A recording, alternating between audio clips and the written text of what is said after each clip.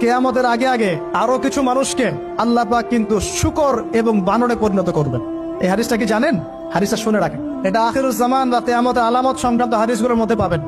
আল্লাহ রাসূল সাল্লাল্লাহু আলাইহি ওয়াসাল্লাম বলেছেন, কিয়ামতের আগে আগে আমার উম্মতের মধ্যে, ভালো করে শোনেন, কিয়ামতের আগে আগে আমার উম্মতের মধ্যে একদল মানুষ বের হবে যারা মদ পানকে হালাল মনে করবে। কাকে? মদ পান করাকে হালাল মনে করবে। যারা বাদ্যযন্ত্র, গায়িকা, নায়িকা এগুলো নিয়ে নর্তকী নাচাবে রাতের বেলা, এগুলোকে হালাল মনে করবে। যারা অশ্লীলতা, বেহায়াপনাকে জায়েজ করে নিবে, ঠিক আছে, এরকম কয়েকটা পাপের কথা বলে নবীজি বলছেন একদিন সকালবেলা আল্লাহ পাক তাদেরকে ঘৃণিত বানরে পরিণত করবে।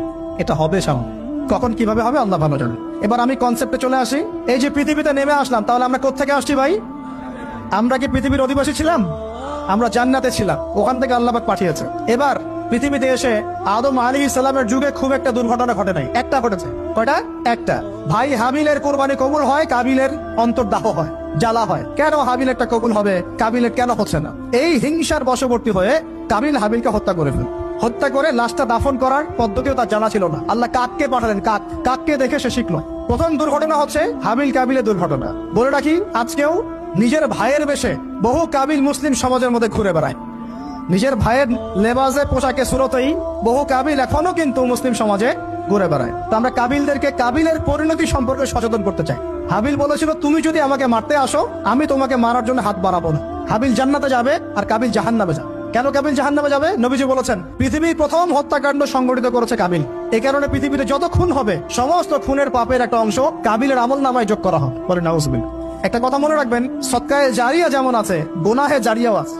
একটা মদের দোকান দিয়েছেন, যত মানুষ মদ খাচ্ছে, সমস্ত গোনার একটা অংশ আপনার কাঁধে আসছে।